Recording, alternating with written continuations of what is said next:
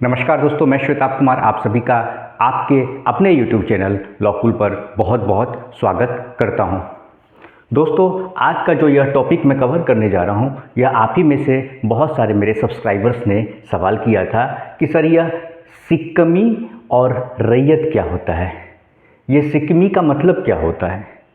देखिए, एक्चुअली क्या है ना कि जो यह रिवेन्यू टर्म्स है, रिवेन्यू टर्म्स मतलब जो ज़मीन से जुड़े मामले होते हैं ना, उनमें कुछ ऐसे टेक्निकल टर्म्स होते हैं जिन्हें हम समझ नहीं पाते हैं। उसका मतलब बहुत सिंपल है, लेकिन चूंकि यह टर्म्स थोड़े टेक्निकल लगते हैं क्योंकि पहले फ़ारसी शब्दों का बहुत इस्तेमाल किया जाता था, और यह मतलब देश की आज़ादी से पहले का मैं समय बता रहा हूँ, तभी से ये पूरा सिस्टम चलते आया है। मुग़ल सल्तनत कहिए, ठीक है, उस समय के पीरियड से यह रिवेन्यू टर्म्स खासकर इस्तेमाल होता आया है।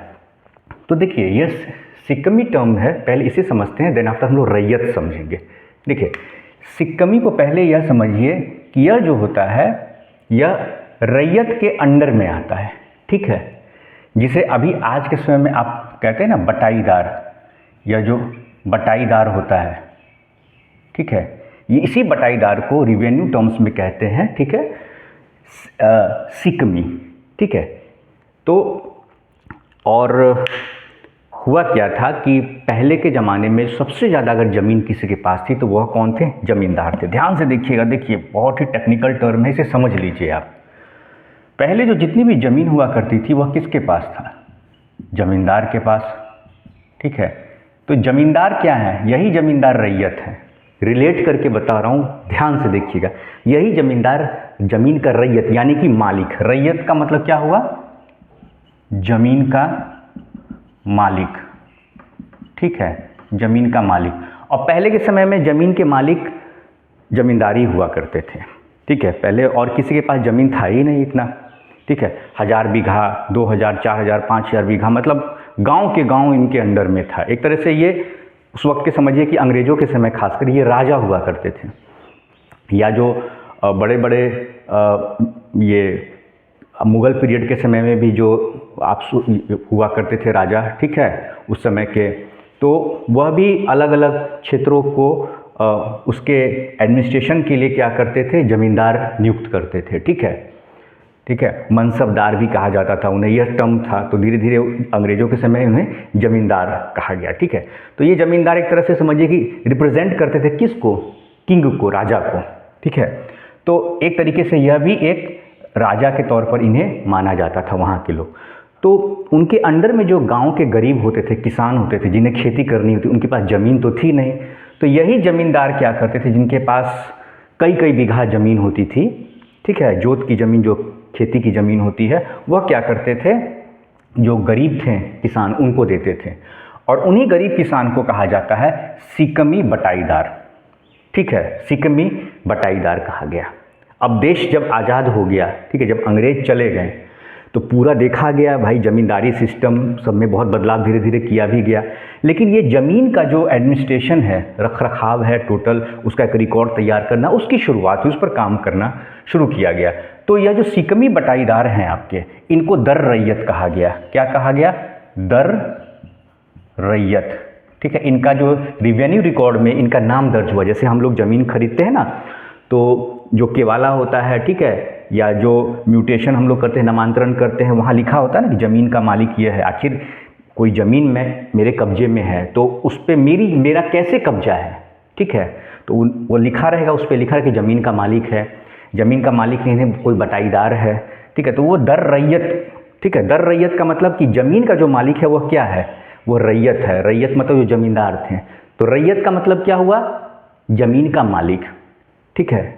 शुरुआत में हम लोग भी जब लॉ की पढ़ाई करते थे ना, तो टेक्निकल टर्म रैयत समझ में ही नहीं आता था, ठीक है। रैयत क्या होता है, बिल्कुल परेशान हो जाते थे, बिल्कुल समझ में नहीं आता था। तो रैयत क्या है? तो रैयत हो गया जो ज़मीन का मालिक है, ठीक है, ज़मींदार। देखिए, अभी भी पुराना अगर आप कोई खतियान निकालते हैं, देखिएगा वहाँ पर पुराना खतियान तो दिखेगा, स्टेट के नाम से दिखेगा। स्टेट, पहले ज़मींदारों को स्टेट भी कहा जाता था, ठीक है। शिवहर स्टेट हो गया, जैसे बिहार में शिवहर स्टेट है, ऐसे करके नाम, ठीक है। तो बहुत सारी ज़मीन तो सरकार ने भी ले लिया, क्योंकि सीलिंग एक्ट लग गया कि इससे ज़्यादा कोई ज़मीन आदमी नहीं रख सकता है, ठीक है। तो चलिए वो तो दूसरा मामला हो गया। यहाँ समझिए कि जो ज़मींदार की ज़मीन थी, उनकी ज़मीन पे जो किसान खेती करते थे, ठीक है, उन्हें ही सिकमी बटाईदार कहा गया, उन्हें ही सिकमी कहा गया, ठीक है। अब लेकिन इन्हें ये जो सिकमी बटाईदार हैं, इन्हें ज़मीन बेचने का अधिकार नहीं है। जो सिकमी बटाईदार है, देखिए इनके आखिर इनके अधिकार को भी तो जानना होगा। देखिए खेती करते हैं लेकिन ज़मीन नहीं बेच सकते हैं, ज़मीन नहीं बेच सकते हैं, ठीक है। दूसरी बात, अगर ज़मीन बेचना है इनको, मान लीजिए इनका कहना है कि हमने पैसा दे दिया था ज़मींदार को, जो हमारे मालिक हैं, हमारे जो रैयत हैं, उनको हमने पैसा दिया था, या उन्होंने हमारे नाम से यह ज़मीन लिख दिया था। होता है बड़े बड़े ज़मींदार, अब इतना इतना लाखों लाख में एकदम ज़मीन पड़ा हुआ है, बीघा के बीघा ज़मीन पड़ा हुआ है, ठीक है। तो क्या करेंगे, तो होता है बहुत सारे लोग ज़मीन चलो तुम्हें लिख देते हैं, तुमने बहुत सेवा किया हमारे, तुम पुराने आदमी हो, लिख देते हैं। फिर क्या होता है कि उनकी जो नई जनरेशन, क्योंकि ज़मीन की कीमत तो बढ़ गई है, तो जब नई पीढ़ी आती है वो कहती है नहीं, ज़मीन हमने तुम्हें बेचा ही नहीं, दिया ही नहीं, ऐसे कैसे तुम्हारी ज़मीन हो गई। अब वो बेचारे कागज़ दिखा रहे, करे नहीं, इस कागज़ को, ये कागज़ है ही नहीं सही, तुमने गलत तरीके से बना लिया, फर्जी तरीके से बना लिया। तो यह जो विवाद होगा, ठीक है, सिकमी बटाईदार और रैयत के बीच में अगर विवाद होता है तो इसके लिए कहाँ ये लोग जाएंगे, विवाद की स्थिति में कहाँ जाएंगे। तो देखिए पहले डीएम के यहाँ जाएंगे जो डिस्ट्रिक्ट मजिस्ट्रेट हैं, और नहीं तो फिर कमिश्नर के यहाँ जाएंगे, ठीक है, कमिश्नर के यहाँ जाएंगे। जैसे बिहार में है मुजफ्फरपुर में क्या तिरहुत कमिश्नरी है, ठीक है, तो यहाँ जाएंगे। तो ऐसे करके विवाद का इसमें होता है सुनवाई, ठीक है। तो ज़मीन बेचने का अधिकार, अब मान लीजिए ये जो सिकमी बटाईदार है, इसको जो ज़मीन दी गई है, यह ज़मीन बेचने का अधिकार किसके पास है। तो देखिए ज़मीन बेचने का अधिकार निश्चित तौर पे जो रैयत है, जो ज़मीन के मालिक है, उन्हीं का है। समझिए रैयत कौन है, ज़मीन के मालिक है। देखिए ज़मीन का मालिक, रैयत का मतलब ज़मीन का मालिक, और यह बटाईदार है, यह गरीब किसान है, तो इसका तो टाइटल है नहीं ज़मीन पर, यह सिर्फ जोतता है, इस पर खेती करता है, और खेती का जो आधा फसल होता है, ठीक है ना, फसल जो होगा भाई खेती करेगा, मान लीजिए ज़मीन है उस पर खेती करेगा, तो आधा फसल यह किसको देगा, यह देगा रैयत को, ज़मीन के मालिक को देगा, और आधा फसल अपने पास रखेगा, उसको खाए या बेचे, ठीक है। तो अब लेकिन ज़मीन बेचने का अधिकार उसको नहीं, ज़मीन का मालिक नहीं हो जाता है। लेकिन रैयत का यह अगर रैयत को ज़मीन बेचना है तो वह एक मौका जो बटाईदार है उसको भी देगी, सिकमी बटाईदार को। अभी जो बटाईदार हो रहा है उसको नहीं, यह सिकमी बटाईदार की बात हो रही है। सिकमी बटाईदार कौन, जो पुराने समय, अंग्रेजों के समय जो ज़मीन जोतते हैं, उनकी बात हो रही है, ठीक है। तो उन ज़मीन को जो सिकमी के रूप में उनका नाम दर्ज हुआ होगा, सिकमी बटाईदार के रूप में। एक बटाईदार हुआ जो आज के डेट में आप किसी गांव में खेती करने के लिए किसी को देते हैं, ठीक है, वह बटाईदार अलग हो गया। उससे आपको पूछने की जरूरत नहीं है कि ज़मीन किसको मैं बेचूं, आपकी ज़मीन है, आप जिसको बेचना है बेचिए। बटाईदार का क्या है भाई, उसको बटाई पे ज़मीन दिया गया था, उसका पैसा देता है वो, उसके बदले में जो आधा फसल होता है आधा फसल देता है, उससे आपको पूछने की जरूरत नहीं है। लेकिन जो सिकमी बटाईदार है, सिकमी बटाईदार का ये अधिकार है कि जब ज़मीन बेचेंगे रैयत, ज़मीन के जो मालिक हैं, ज़मीन बेचते हैं, तो उनको सबसे पहले इस ज़मीन पर किसको अधिकार होगा, पहला अधिकार होगा खरीदने का पहला अधिकार होगा सिकमी बटाईदार का, ठीक है।